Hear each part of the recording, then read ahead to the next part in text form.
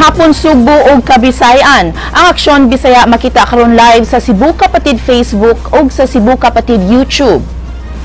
Mga pusher sa Metro Cebu nadakpan sa intensified anti-illegal drug operation sa kapulisan. Kini giaksyonan ni Leslie Caminada Vistil.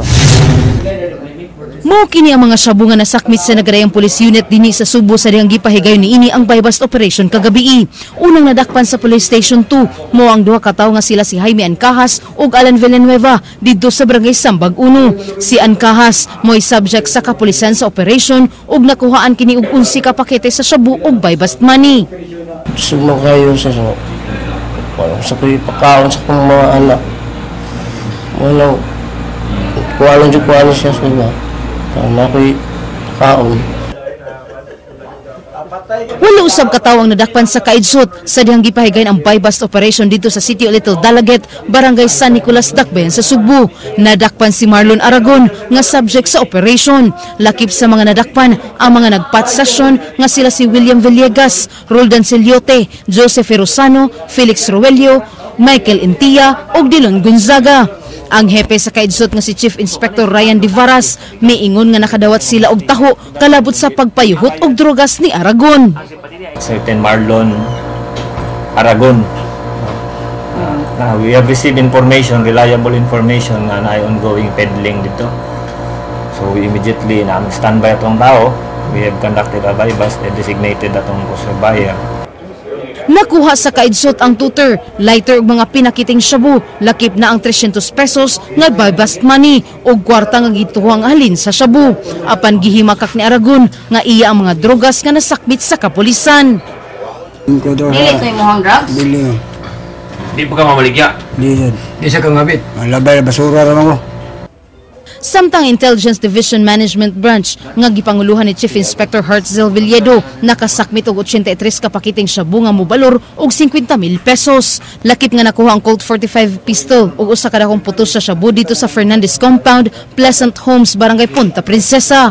Matud pa ni Chief Inspector Villedo nga nakadawat sila og alarma nga adunay armadong tao sa maong lugar. Nahitabo ang ginukdanay tali sa mga suspetsado nga si Jay Agad ug sa kapulisan. Pakyas ang kapulisan sa pagdakop ni Agad apan nakuha nila ang mga shabu sa balay niini. Lisod man ang area kay ngit-ngit and then daghan ito sa mga passageway.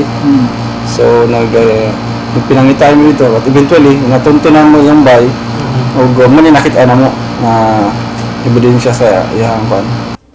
Mukabat usab og 7,000 pesos nga shabu ang nasakmit sa kapulisan sa Consolacion Police sa buy-bust operation dito sa East Binabag, Barangay Tayud, Consolacion kagabi. Si Ruel Garbo nga ana sa watchlist sa Consolacion Police miangkon nga napugusya sa pagpamaligya og shabu pagkahuman sa kontrata sa trabaho. Naiin ko sa trabaho na mo niya. Larga ko daw ang kay. Tasong ko sa kong mama. Panguan matigong pamliting mo. 500 pesos nga buy-bust money, lakip usab ang 1,020 pesos ang gituhang halin nga nakuha sa kapulisan. Ang hepe sa Consolacion Police nga si Senior Inspector Wilson Abot nagkanayon nga si Garbo mo'y mipuli kang Dario Akay nga usa ka tigpayuhot og shabu sa maong lungsod. Si Garbo kanunay lang nga ana sa sulod silang panimay ug ang mamalit igo lang nga mutuktok og pultahan ug idunol usab ang shabu. Nihit na ang naghatag dito, di mo magawa sa balay. Ang style sa pagpalit nila, tok-tok lang. Na may gamay nga kuhan, dunol-dunol sila. Alang sa Aksyon Bisaya, Leslie Caminada Vistil, News 5. Kapulisan sa Dakbayan sa Subo mo imbestigar sa pulis sa Pardo kinsa gila nga usa sa mi pick-up ug mipatay sa usa ka tawo kagabi. Mubalik sa report si Leslie Caminada Vistil. Usa ka saksi miila nga sakop sa Pardo Police Station ang usa sa mga mi-pick up ug nagpatay kang Markel Ligara dito sa Sitio Tayud, Tagunol, Pardo kagabi. Matud pa ni Cebu City Police Office Director Senior Superintendent Joel Doria, ilang imbestigaron ang impormasyon nga gibutyag sa usa sa mga saksi sa pag-pick up kang Ligara. Yan, wala tayong we will not leave no stone unturned. Lahat yan iimbestigahan yan, part yan ng ano natin, ng mandate natin, either police operation yan or founded body, we have to conduct investigation properly. Matod ni Doria, di siya motolerate sa mga pulis nga makasupak sa balaod sa ilang pagtrabaho. Giawhag ni Doria ang pamilya ni Ligara sa pagdangop siyang buhatan ug alang sa pagpasaka og reklamo. Pero definitely you can be assured na hindi tayo hindi natin ito-tolerate kung ano man ang mga wrongdoings kung sino man sa ating mga kapulisan. Alang sa Aksyon Bisaya, Leslie Caminade Vestil, News 5. Duha gipatay kagabi sa dakbayan sa Subo ug usa sa mga suspects giilang nga sakop sa Pardo Police Station. Kini giaksyonan ni Ray Pasaporte. Napusilan patay ang usa ka kanhi overseas Filipino worker kagabi didto sa Silangan 1, Barangay Tihiro, Dakbayan sa Subo. Si Gerald G. Pulya nga taga Barangay Upaw, Mandawi City gidala sa Cebu City Medical Center apan nabugtuan sa iyang kinabuhi.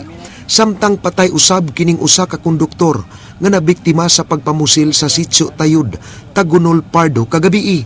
Ang biktima na ila nga si Mark Hill Ligara nga taga Villa Bulsita, Bulacau. Matod pa sa nakasaksi, si Mark Hill gi-pick up og mga tao nga nagbunit og usa sa nag-pick up sa biktima. Giila nga pulis nga sakop sa Pardo Police Station. Taga-asa man. Pulis. Tanod. Pulis Pardo, kailangan. Dinhi sa mangit-ngit nga lugar ug kasagbutan, napalgan si Mark Hill nga wa nay kinabuhi. Dili makadawat sa nahitabo ang igsuon sa biktima nga si Jennifer Marquez. Kinsa nang kanayon nga dili kini mao nga paagi sa pagbag-o sa kinabuhi sa tao. Unsa may gusto nila kausaban o gusto nila mga tao diri pamatay. Di naman sa na maayo kung gusto nila kausaban, ilang dakpon og tarong sa tinarong dili kay patyon. Sa pasiunang investigasyon sa homicide section, nasayran nga ang biktima gipusasan sa kamot sa mga tao nga may pick up ni ini ug paglabay sa pipila ka minuto nadungog ang 5 ka buto. Bonit niya ilang aligasyon nga gipusasan mo to nga pagkataod-taod gida nakadungog lang sila buto 5 ka buto. Sutaon sa homicide section ang kasayuran nga sakop sa pulis sa Pardo nga usa sa ni pick up sa biktima. Alang sa Aksyon Bisaya, Ray Pasaporte, News 5. Patay ang kanhi pulis samtang gidagop ang iyang asawa nga pulis sa gihimong anti-illegal drug operations didto sa dakbayan sa Naga. Kini giaksyonan ni Nino Libona. Patay ang awol nga pulis samtang nasikop usab ang asawa ni ini nga usa-usab ka pulis. Pasado alas 5 kagahapon sa hapon didto sa Sitio Sentral 1, Barangay Inayagan, Dakbayan sa Naga. Sila subject sa search warrant kag giserve sa Joint Anti-Illegal Drugs Operation sa mga sakop sa Regional Special Operation Group ug Regional Anti-Illegal Drugs Special Operation Task Group. Ang search warrant ilang gi-apply didto kang Judge Jerry Dikdikan sa Branch 25 sa Danau City aron dili mulik ang information sa ilang operasyon. Napatay ang kanhi pulis nga si P1 Dave Agcol nga na-dismiss sa serbisyo ni atong tuig 2009 human kini mapositibo sa drug test ug miawol kini sa iyang katungdanan. Siya katapusan na destino sa lungsod sa Aluginsan. Si Agcol did on arrival sa Mindanao District Hospital. Giingon gitukhang pa sa mga pulis si Agcol aron pasurenderon apan inay nga mutahan mipabuto kini sa iyang armas. Hinungdan siya na po silang patay sulod sa iyang balay. Anaa sa regional level nga drug personality si Agcol ug nag-una kini sa listahan sa mga namaligya ug syabo sa ilang barangay. Katulo na usab kini gireklamo sa ilang barangay tungod sa kamaldito ug dunay pindi nga kasong homicide. Ang asawa ni ini nga pulis nga si P.O.2 Genevieve Agcol nga active pa sa serbisyo ana am destino sa Naga Police Station. Si Kapitan Edelberto Pat na mahayag nga nawag siya og report nga namaligya si Agcol og Shabu. Namaligya siya og dugas. So ako ebidensya kay wa man nato na sa masud, wa nato na matanaw. Kundi ang mga tao ra ini hatag na tong impormasyon regarding sa iyang kariukan. Dugay na kat. Tuig gapin. So number 1 siya sa lista. Apan gihimakak ni P.O.2 Genevieve Agcol nga nalambigit sila sa iyang bana sa illegal nga negosyo. Matud niya wala siya masayod nga namaligya og Shabu iyang bana kay kini mugikan og gabi na makauli gikan sa iyang trabaho. Nakurat siya nga apil ang iyang pangalan sa search warrant. Wa jud kalibutan na kay ako busy ra ko sa kong trabaho permi. Naarjo ko sa station o kadbawon sa buhat sa bana. Pero na-appeal sa imong pangalan sa search Oh, warrant. mauga na ibong kung ano na-apil ako nga ana. Wala man jud mi ana na involved. Nakuha sa mga pulis ang tulo ka armas, duha ka kalibre 45 nga pistola, usa ka 9mm pistol, mga bala, kwarta, nagkadiyang IDs ug pinakiti nga shabu. Alang sa Aksyon Bisaya, Ninyong Libuna, News 5. Hepe sa Naga City Police Office imbestigaron karon kung ngano nga napakyas kini sa pagsikop sa managtiayon nga policewoman ug kani pulis nga nalambigit sa gidili nga drogas. Kini giaksyonan ni Leslie Caminada Vestil. Pagkatangtang sa serbisyo mo'y usa sa posibleng painga ni PO3 Maria Genevieve Agul nga nalambigit sa illegal nga drogas. Napatay sa mga sakop sa Regional Special Operations Group ang iyang bana nga kanhi pulis nga si PO2 Dave Agul. Nag-awol si PO2 Dave Agul ni atong 2008 tungod sa paggamit og gidili nga drogas. Mato ni Deputy Regional Director for Operation Senior Superintendent Arelin Lawas, apil ang magtiayon sa listahan sa mga pulis nga nalambigit sa illegal nga drogas. Grave offense which is dismissible. So, pagdudo sir, matangtang din siya sa serbisyo.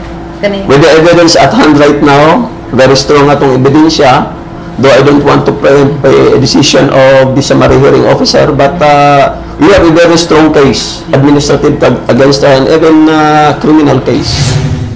Gisubay sab nila karon kung si kinsa ang kauban ni PO3 Maria Genevieve Agul ug si kinsa ang nagsupply og droga sa magtiayon. Na-recover sa kapulisan ang mga resibo sa kwarta padala nga posibleng makatabang sa pagpalig-on silang kaso batok kang PO3 Agul. We would like to establish his links or her links or the couple's links to kinsay ga-supply po nila illegal drugs, and even dili lang kinsay ga-supply nila, kinsa po nila ang mga gisupplyan. Kay one of the evidences that were recovered are remittances on a certain money padala, kanang pagpadala bitaw kuan. So kuan pa, we are still conducting document exploitation on those recovered evidences para matanaw na to ang link pod asa sila nag-remit or kinsay nag-remit nila. Imbestigaron usab sa Regional Police Office kung ngano nga walay gihimo ang hepe sa kapulisan sa Naga sa kalambigitan sa illegal nga drogas ni PO3 Genevieve Agul. Laing mga pulis nga nalambigit sab sa illegal nga drogas ang ilang gipanid-an alang sa himuon nga anti-illegal drug operation. Usa na sa tanaw na to kung it took some time for another unit to pangutanon na to sila. Nganong wala nila ma-action kung nakadawat man sila ng information. Alang sa Aksyon Bisaya, Leslie Caminada Vestil, News 5. Adunay daghan nga mga negosyo nga gisudlan sa pamilya ni Mayor Rolando Espinosa sa Albuera, Leyte. Ang kanhi PIDEA Director sa Region 8, mipadayag nga ilang nahimo ang usa ka investigasyon sa mga katigayunan sa mga Espinosa ug ilang na kini nasubmit ang report sa Anti-Money Laundering Council. Unsa ang mga negosyo sa mga Espinosa sa maong lungsod? Live gikan sa Albuera, Leyte. Kini giaksyonan ni Ryan Sarote. Ryan? Attorney Georgia humandingan lang ng paligid sa giling drogas ang pamilyang Espinosa sa lungsod sa Albuera, Leyte. Pangutang nato ng trabaghan na doon ng Georgia kung unsa man ay lain nilang ikuan silang income. Nga nasusa sa municipal nga dunay ubay-ubay nga gisunlan nga negosyo ang pamilyang Espinosa dinhi sa Albuera. Ang gabing inila nga patigayon sa Espinosa ang Zilan Hotel nga giilan o sa labing dako og nindot nga hotel sa maong lungsod. Narakinig sa National Highway ug matod sa Marquez. Paborito sa mga bisita tunod sa mga activities na ini. Gawa sa hotel at Georgia, dito ba nagsab sa mga Espinosa ang usat ka buangan o poultry farm. Puros matagtawa, mapadayon ng mga patigayon sa mga ining gasoline station at Georgia. Doon sa natabuan sa Inquent o Gapon. Mag-isa na katulad ni Georgia nga napasagdan ang maong propriedad nga doon ay convenience store, resto bar o car wash. Wa masayod ang mga residente sa hinungdan sa pinalit sa paghunong sa pagpatukod sa gasoline station. Gawa sa mag-gisudlan na negosyo na wa mapadayon sa mga pamilya sa Georgia, di na sa mga duna, nagpanag-iya ang pamilya sa nagkaduiyang mga lugar sa Albuera, unin man sa kasigbit ng Dakbayan sa Ormoc. Pinasab matod sa ni Georgia sila fish fund ang maong pamilya. Sa pagsusi nato sa City Hall of Georgia, bugtong ang Zilan Hotel ra ang ni-apply og business permit. Samtang sa pikas Mayor Georgia na kumpirmar sa kapulisan sa lalawigan sa Leyte nga dunay armed group ang mga Espinosa. Matod sa misurrender nga close in security ni Mayor Espinosa nga si Jesse Ocares, mga bodyguards sa anak ini nga si Sherwin ang napatay sa gahapon sa enkwentro. Una na usab na napatay sa kapulisan sa nakalabay nga mga semana ang laing duha ka makauban ni Ocarias pinsan ni bilin sa iyang maarm. Matod sa Andera Police, dunay mga sakop si Espinosa nga ng Espinosa Criminal Group na gikan sa Cebu o Mindanao. Nalambigit sila sa gun for hire o pagpamigya o ginading drogas. Matod sa PNP ato nito si Jerwin ang nagbayad na magun sa ilang pamilya. Ato ni Georgia? Ryan, it seems that the daghan kayong mga properties, no, is this common knowledge there na money pa nag-iya sa pamilya sa mga Espinosa, Ryan? Yes, common knowledge na sa atin na Georgia na ilang gisudlan ng mga negosyo. At ang malabit sa ulit nga binanila, sinuhotel rin nila na negosyo mo, inurag napadayon o napadaragin nila. Ang other properties nila, ilabi natin ang ilang mga gisudlan ng negosyo, saan din siya makatipok. Nara siya sa preparatory stage sama sa pagpatukod sa ilang istruktura o wadi ingon nga na-operate gawas na lang anong hotel nga hilagid nga para og alam sa mga Espinosa to ni. Yeah, but this is confirmed also with all the kanang mga documentations that shows that the Espinosa family owns these properties.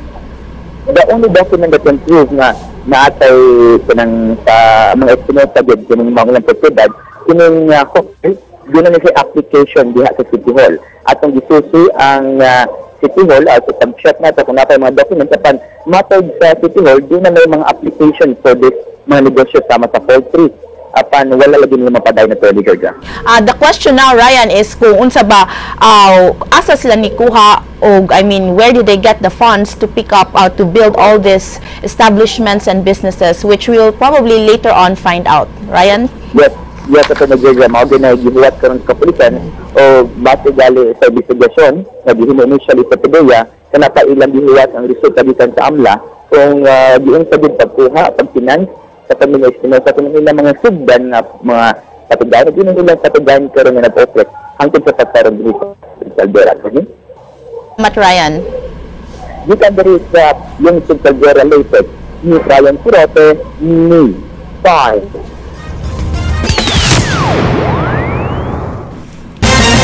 Walay mayor karon ang lungsod sa Albuera, Leyte human walay mudawat sa pwesto nga himong officer in charge sa munisipyo.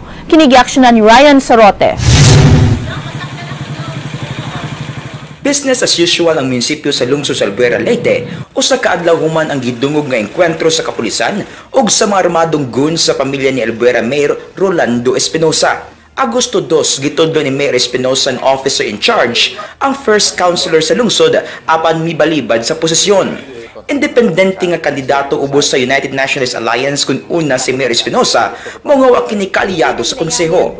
Tulo ka adlaw ang effectivity sa memorandum sa mayor ug kinahanglan kini mobalik sa ikapat nga adlaw.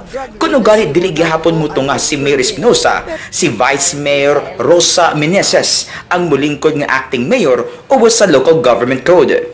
As of now, the mayor is not here. I am still the vice mayor.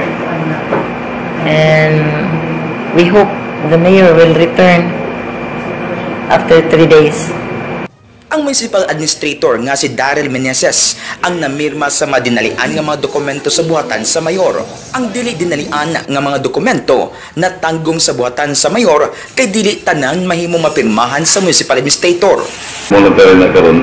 Pero sa naway na lang Katapusang mi-communicate sa munisipyo si Mayor Espinosa niadtong Biyernes gabi sa milabay nga semana ug hangtod karon wa kini may pibaw kung kanus amo balik. Si Mayor Espinosa misurrender human gi-identify nga usa sa mga mayor nga nagpaluyo sa operasyon sa ginadling nga drogas. Mato di Vice Mayor Meneses, kinahanglan nila nga mahanay ang munisipyo bisan wa ang mayor aron dili maalanganin ang pagpaabot nila og serbisyo sa katawhan. Hinoon limitado gihapon ang gahom sa acting mayor kinsa di makapataktak ug makatudlo og tao sa posisyon. As an acting mayor, she has also limitations. She cannot appoint, she cannot dismiss or suspend. Gikan sa lungsod sa Albuera, alang sa Aksyon Bisaya, Ryan Sorote, News 5. Mga paryente ni Kerwin Espinosa gihangyo sa kapulisan nga moabag kanila sa pagpangita sa anak sa mayor sa Albuera, Leyte. Kini gi-aksyonan ni Leslie Caminada Vistil. Mato ni Regional Deputy Director for Operations Senior Superintendent Ray Lindon Lawas, ang ayan nga andam unta ang mga paryente ni Mayor Espinosa nga moabag kanila sa pagtugan kung hain magtago-tago si Kerwin Espinosa. Tanang lugar nga posibleng taguan ni Kerwin, ilang gipangsusi. Usa sa ilang gidudahang gitaguan ang ancestral house sa mga Espinosa.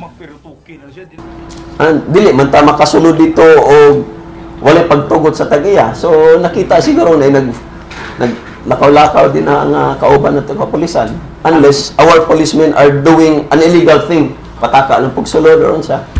But then again, manghinaot ang unta, they will also help.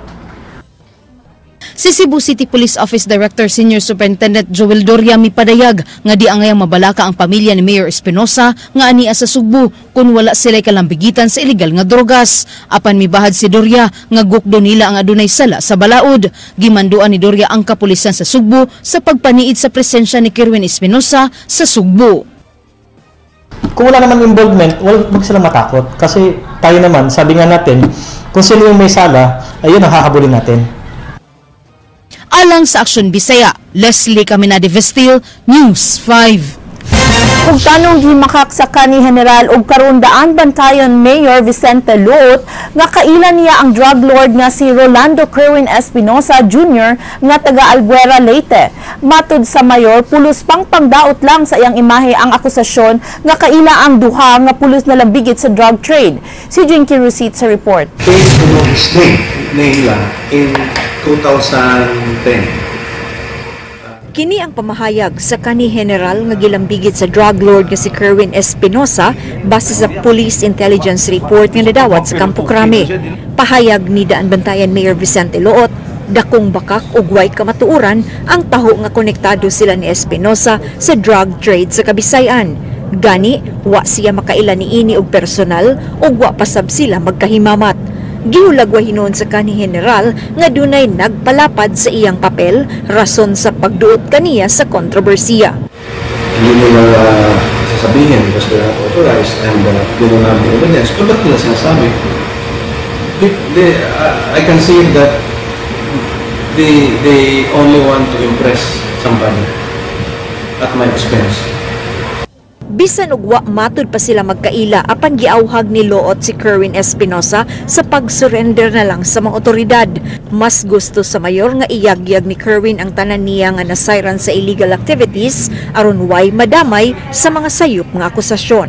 Surrender and tell everyone what he knows. Yun ang advice ko sa kanya. And para naman yung incident naman ay mas fair sa pangyayari ito.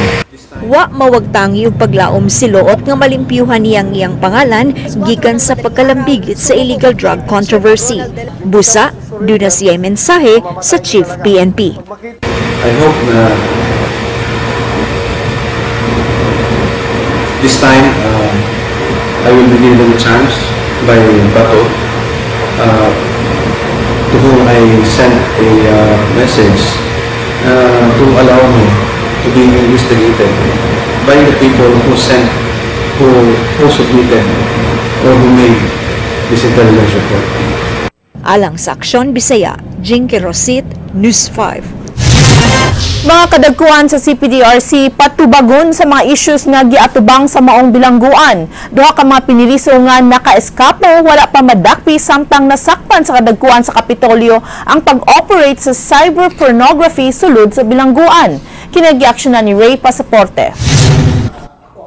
We have made plans not to sit down with Warden. Ipatawag og mga adlaw sa Provincial Administrator ang tagdumala sa Cebu Provincial Detention and Rehabilitation Center CPDRC, Romeo Manansala ug Jail Consultant Mark Kutural. Kini may labot sa sunod-sunod nga kontrobersiya nga nahitabo sa maong pasilidad. Sa miaging semana, usa sa piniriso nga si Arnel Mait nakaiskapo samtang laing piniriso nakaiskapo usab sa miaging tuig ug hangtod karon wala pa madakpi. Niadtong Martes, usa ka langyaw ug babae nga taga Cordova nga pulos nagatubang og kaso sa cyber pornography, nakuhaan og duha ka cellphone ug laptop. Kini gigamit nila sa pagpadayon sa ilang krimen nga cyber pornography gikan mismo sulod sa prisuhan. Nasakpan ang kalihukan sa duha sa Provincial Council for the Welfare of Children.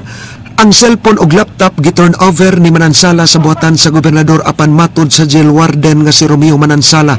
Pulos mga salida ang sulod niini. Matod ni Tolentino, iyang pangayuan ug katin-awan sila si Manansala ug Marco Tural sa mga nahitabo sulod sa bilangguan. Hopefully, ma-address ni namo. Hinoon walay plano si Tolentino nga ilisan sila si Manansala ug Tural. Matod ni Tolentino, lisod ang ilang trabaho sa pagpadagan sa CPDRC ug wala sila nakit ang lain nga makahimo sa maong trabaho. Gani posibleng musamot ang problema sa jail kung mag-ili sila ug mudumala niini. You know, that makes the job more difficult ba? And I think if we're if we look at it also in those terms, it does tend to complicate the way things are being run at CPDRC. Parang ako, i-allow na akong cellphone kay makakontak sila mga pamilya. Gawas sa sunod-sunod nga kontrobersyal sa CPDRC, gitugutan usab ni Tural ang tanang inmates nga makahupot og cellphone sulod sa silda basta dili lang ipakita diha sa quadrangle sa CPDRC. Susihon ni Tolentino kung ngano nga gitugot ni Tural ang mga cellphone nga gidili sulod sa usa ka bilangguan. Sa pamahayag ni Tural sa miaging semana, nahadlok siya nga magkagubot ang mga piniriso kung dili na nila maistorya ang ilang pamilya. Giklaro ni Tolentino nga gidili ang cellphone sulod sa CPDRC. Sleep pa man sila convicted, so we have to give them a certain measure of dignity also ba. I don't know if those are Marcos considerations, no? But mangutana ko niya ug mao man gani na. We have to strike also a balance. We don't also want to treat them na kani silang na adiri are already mga hardened criminals kay pending pa man ning ilahang mga kaso, no? In fact, every so often they get when cases are finally decided and then some of these people are convicted, and that's when we get communications nga ipadana na sila dito sa National Penitentiary. So it seems like quite a good number diha, no? Napanay mga kaso nga pending. Alang sa Aksyon Bisaya, Ray Pasaporte, News 5. Mga magtutulo sa lalawigan sa Subo dili natugutan nga maka-apply og leave sa higayon nga masakpan sila nga nalambigit sa gidili nga drogas. Among kamanduan giluwatan sa Department of Education sa lalawigan sa Subo. Kini gi-action na ni Ray Pasaporte.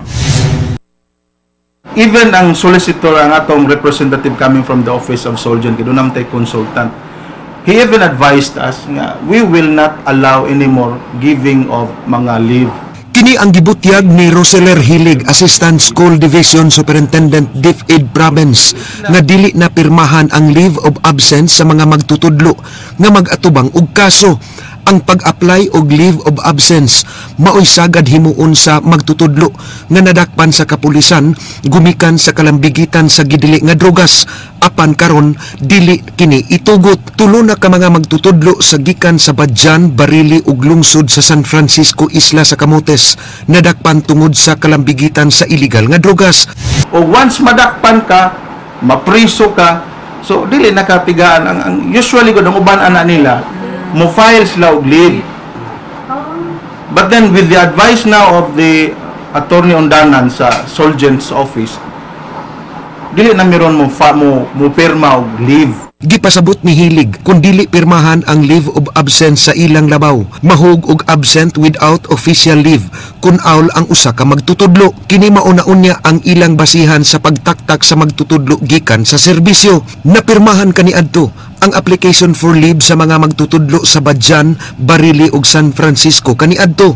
Matud ni Hilig, usa ka surprise drug test ilang ipahigayon sa mga magtutudlo. It's up to them to surrender because they know if they will surrender, that means they are drug addicts. Gitambagan sa DepEd DepEd ang mga magtutudlong adik nga muhunong na sa bisyo kaysa magpaabot nga sila madakpan sa kapulisan ug posibleng matangtang pa sila sa serbisyo. Alang sa Aksyon Bisaya, Ray Pasaporte, News 5. Nabalaka ang Department of Education sa lalawigan sa Subo sa kadaghan sa mga estudyante sa high school nga misurrender sa Operation Tukhang. Ilang himo ng investigasyon sa mga eskwelahan. Kinigaksyonan ni Ray Pasaporte. Muhimong pakisusi ang kadagkuan sa Department of Education sa lalawigan nga daghang mga tinun-an sa high school sa pampublikong tunghaan nga adik. Matud ni Vice Gobernador Agnes Magpale, nakadawat sila og reports nga niabot na sa 1,000 ka mga tinun-an sa high school sa pampublikong tunghaan ang nisurrender sa Operation Tukhang. Pagkakaron, wala pa makadawat ang DepEd sa mga pangalan sa estudyante nga misurrender. Si Roseler Hilig, Assistant Schools Division Superintendent, musugyot siyang labaw nga ipatawag ang mga supervisors o principals aron mapangitaan og solusyon ang problema sa drugas sa mga public schools.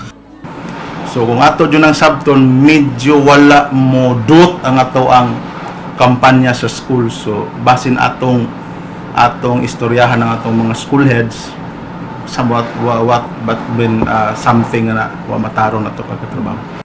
Ang anti-illegal drug campaign usa sa mga programa sa mga student councils sa mga public school. Kabahin usab sa ilang curriculum sa science ang prevention sa drug addiction. Nagtuo si Hilig ang mga bata na impluwensyahan sa gawas sa eskwelahan. Sanglit unom ka oras lang kini nga anaa sa tunghaan. Matud ni Hilig, dako og papel ang mga ginikanan sa pagbantay sa ilang mga anak aron malikay sa bisyo. Outside sa atong eskwelahan, wala naman gutay control anak. Most often balay sila, they spend more time silang balay. Yeah, kita sa ato sa eskwelahan, nagsige tagmay-may nila, then later on mugawa sila sa eskwelahan, sa four walls sa eskwelahan, murag stronger ang influence sa gawas. Ug na mong gingon, dili ra man guni problema sa DepEd. Dapat problema gini siya sa entero komunidad. Kaya ang bata alang sa Aksyon Bisaya, Ray Pasaporte, News 5. Cebu Schools Athletic Foundation Incorporated kon sa SAFI 2016 season sugdan karong Sabado sa Cebu Coliseum. Unang magsangka sa opening game ang University of San Carlos Baby Warriors batok sa Don Bosco Grey Wolves sa Juniors Division. Ang ikaduha nga game tali sa University of Cebu Webmasters ug University of San Jose Recoletos Jaguars sa Seniors Division. Kinigaksyonan ni Gabi Malagar. Formal nga buksan alas 4 sa hapon karong Sabado ang 16th season sa SISAFI diha sa Cebu Coliseum. 7 ka teams ang mosalmot sa Collegiate Division nga panguluhan sa defending champion University of San Carlos Warriors. Aduna say napulo ka team sa High School Division nga panguluhan sa back-to-back champion Sacred Heart School Ateneo de Cebu Magis Eagles. Ang commissioner sa SISAFI nga si Felix Chukinhoy Jr. mibutyag nga doon na pipila ka bag-ong balaod ang SISAFI. Usa na niini nga apilon sa pagsuspenso ang coach higayon ng mga lambigit ang iyang team sa karambula o bench clearing mili sa collegiate man o sa high school division. This season, it's not only the players that will be suspended for this season, including the coach of the team that participated in the bench clearing. So that because, as Father Miranda said, the coach should be the role model as far as the players are concerned. Dakong uyon sa kausaban ang bagong presidente sa SISAFI nga si Father Genesio Miranda sa University of San Carlos. Gani dili siya mosupak kung padakaan ang multa gikan sa 5,000 pesos ngadto na sa 10 o 15,000 pesos matag player nga maapil sa kagubot. Angay madisiplina sa bata pa ang mga players o linghod pa ang panuigon nung kang adto na sa college kini disiplinahon. Matud pa ni Father Miranda iyang ipadakat ngadto sa SISAFI board ang mga sugyot alang sa kaayuhan sa SISAFI. Ang Premier Collegiate League sa Sugbo nga maoy tugbang sa UAAP ug NCAA didto sa Manila. How steep that will be, we'll have to consider because I do not anticipate that this is going to be a regular incident, the bench clearing. So we don't also want to be so strict that you destroy the future of the child. So Labi sa usa sa bag-ong kalambuan sa Sisafi mao ang pagsalida sa mga duwa niini sa Action TV o makita ni Sunuway gikan sa alas 12 sa udto hangtod sa alas 2 sa hapon gikan sa Lunes hangtod sa Biyernes. Ang Action TV makita dinhi sa Sugbo pinaagi sa Free TV Channel 29. Ang pagpasalida sa Sisafi Games giproduce sa Viva Sports. Alang sa Action Bisaya, Gabi Malagar, News 5. Mukad ang mga balita sa Action Bisaya, ako si Georgia Herrera. Mga balita nga pundasyon sa ligdong opinyon o konkretong solusyon. Bisan asa, bisan kanusa kapatid, kay di lang kutob sa balita, Action!